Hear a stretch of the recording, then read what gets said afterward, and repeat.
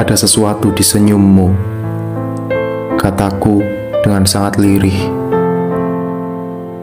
Saat itu aku di sisimu, sambil sesekali wajahku meraba-raba pesisir malam yang dingin dan hening di bawah rangkulan langit megah. Tenda-tenda yang telah selesai dari tidurnya kini terbangun menjadi perkemahan di belakang kita. Waktu itu aku dan kecantikanmu sedang ramai memperbincangkan warna, hobi, dan makanan favorit satu sama lain. Saat kau menyukai warna ungu, aku menyukai semua warna. Saat hobimu menulis, aku pun menjawab, semua hidupku adalah hobimu. Ketika ku beritahu bahwa makanan favoritku adalah apa yang ada di dalam pikiranmu, lantas kau mengernyitkan dahi, mengecilkan kelopak mata, dan menatapku seperti bintang yang berkaca-kaca menatap kita, nan jauh, kecil, dan berkedip manis.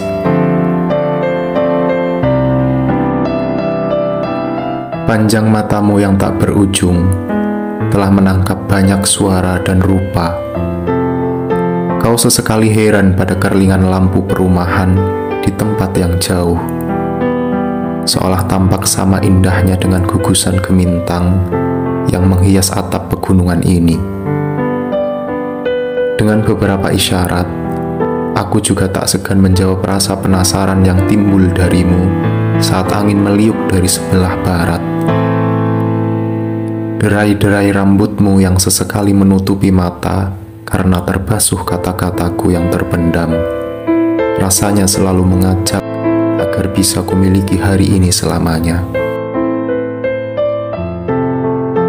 Aku tahu kamu selalu punya cara untuk membuat seluruh alam tertarik padamu.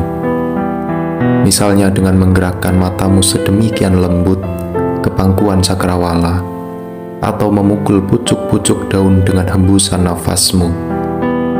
Aku juga mengerti kalau waktu yang lekas bergulir ini pun sebab kau hirup sedemikian pelan dari balik bebatuan yang tenang. Barangkali percakapan kita tak pernah dilewatkan para malaikat. Kenapa semua terlihat kecil dari sini? Tanyamu saat itu. Mereka kecil bukan karena memang kecil, Hana. Mereka kecil karena mata kita yang tak sanggup menjangkau kebesarannya. Begitulah serampai jawabanku untukmu. Lantas kau meletakkan ujung telunjuk dan ibu jari di masing-masing pelipis, sembari mengecilkan tawa yang paling manis sepanjang hidupku. Raungan malam itu menyoroti kita yang dijaga setumpuk api. Cericit suara pedalaman membuat kita larut pada teka-teki yang tak pernah tercipta oleh sesiapapun, kecuali jika itu kita berdua dan Tuhan. Ketika kau bertanya, siapakah komposer yang menyusun nada-nada di belantara? Tentu sesuatu itu juga yang telah mendampingi kita untuk saling menemukan, Hana. Bila kau bertanya, apa yang tak pernah terlintas dalam benak seluruh manusia di muka bumi ini? Tentu sesuatu itu adalah dalang di balik nada-nada hutan, hatiku, dan semua tentangmu. Kala itu kuceritakan padamu, Hana, cantikku, perihal kisah-kisah percintaan yang lampau, di mana orang-orang yang telah dirasuki cinta tak akan pernah bisa dihabisi zaman, sekeras apapun peradaban itu. Di mana sepasang manusia ketika meneguk cinta, mereka bisa mabuk sepanjang hayatnya. Mereka adalah kisah yang penuh dengan kegilaan.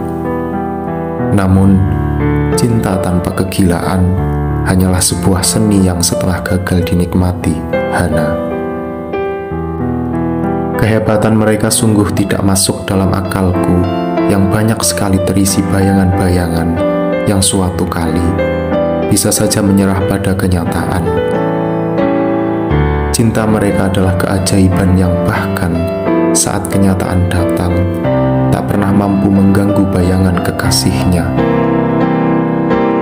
Tentu mereka telah melakukan banyak hal untuk mencapai keluhuran cinta. Aku terlampau jauh seperti mereka yang sanggup mati dalam kehidupannya. Mungkin salah satu yang bisa kulakukan hanyalah merebut nyawa bintang Sirius di selatan ekuator langit untuk menerangi hutan gelap, supaya kau mengerti dan memahami arti dari setiap tindakan. Semuanya kulakukan agar kau mampu menemukan tatapan mataku kepadamu, Hana.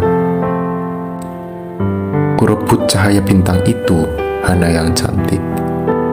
Tapi selayaknya manusia yang mati saat berdiri, bintang Sirius yang gagah itu jatuh dari galaksi yang pekat. Ia menghantam lapisan-lapisan ozon dengan darah yang berkobar-kobar sepanjang awan hitam, dan melayang cepat seperti roket peledak negara-negara Timur Tengah. Saat itu kita melihatnya dengan doa panjang, khusyuk, dan paling jitu. Namun kita berdua melihat kota di bawah sana hancur berkeping-keping dan menimbun bintang Sirius. Lantas kita merasa cemas pada segelintir orang miskin di sana, orang-orang yang terikat hidup tak manusiawi.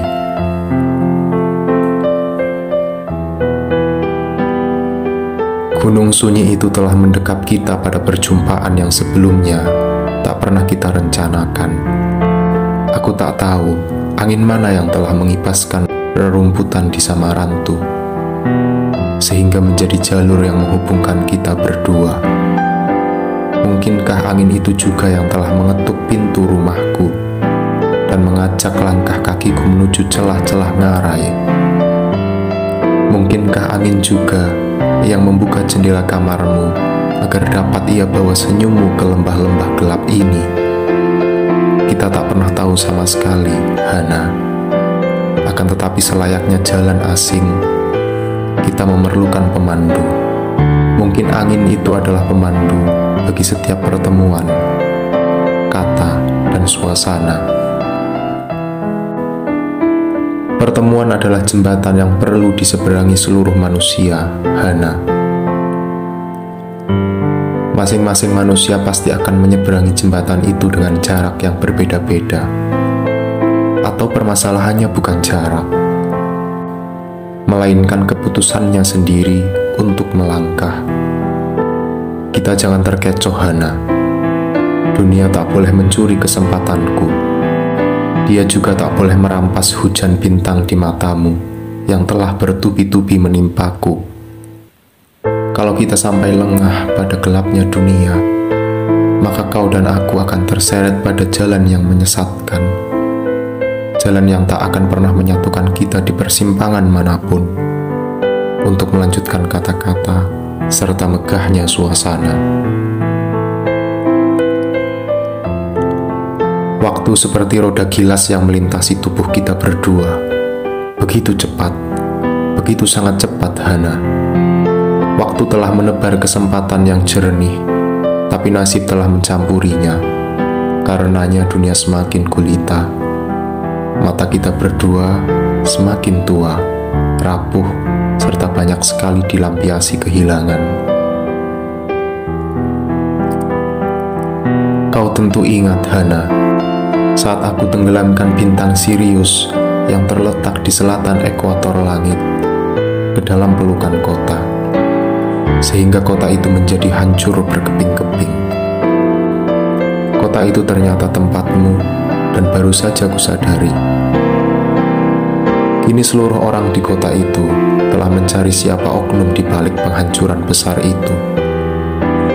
Mereka menuduh tetangga kota sebelah barat telah kong kali kong dengan kota sebelah selatan. Mereka menganggap kota-kota kecil itu iri dengan kotanya yang besar, serta berisi banyak sekali bangunan-bangunan megah dan sungai-sungai mengkilap tanpa kehidupan. Mereka sampai hari ini curiga dengan siapapun yang ada di dalam maupun di luar kotanya. Begitulah kehidupan kota itu sekarang.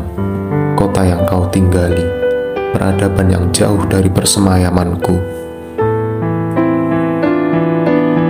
Sampai akhirnya aku tahu, ternyata kota yang megah itu telah membuat sayembara untuk mencariku, dengan seluruh wanita di dalamnya akan menjadi hadiah bagi pemenangnya. Tetapi mereka tetap saja menjadikanmu bagian dari hadiah untuk seorang laki-laki yang tidak mengerti makna cinta, selain sebatas pemenuhan gairah saja. Hari ini rasanya seluruh saudara bintang Sirius telah menguliti tipis-tipis cahayaku dengan penuh dendam kesumat.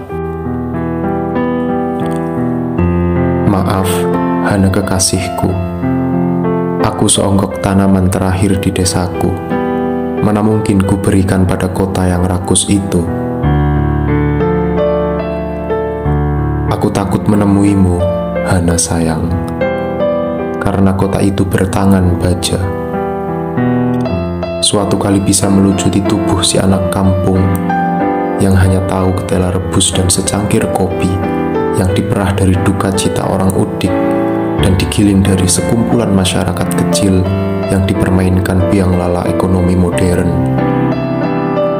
Aku sangat takut sebab di kotamu banyak raksasa-raksasa yang memakan jati diri manusia. Aku benar-benar tak punya nyali dengannya. Meskipun kota itu juga telah merebut kisah-kisah yang telah kita rangkai di bersada sunyi. Di tengah temaram desa, takdirku dan takdirmu terdengar begitu jelas. Mungkin karena nasib telah menebang pohon-pohon di jalan yang memberi isyarat kepada kita menuju persimpangan. Sungguh kasihan pohon-pohon yang telah banyak menunjukkan arah perasaan kita. Mereka harus kalah oleh kebiadaban pembangunan. Hana sayangku, nasib juga telah menenggelamkan anak-anak bintang Sirius ke rumah para monyet dan gua para anjing hutan sampai mereka tak pernah mengeluarkan suaranya kembali. Nasib juga telah menyembunyikan pinus-pinus dari burung-burung yatim piatu. Nasib telah menghancurkan istana hijau yang pernah menjadikan kau dan aku sepasang tamu yang penuh kasih sayang. Duhai Hana cantikku, kita tak pernah merencanakan pertemuan, namun kita tetap ada dalam rencana perpisahan. Pertemuan hanyalah pernyataan perpisahan di antara hati yang berbunga-bunga. Perpisahan adalah pertemuan abadi di dalam sanubari yang membara.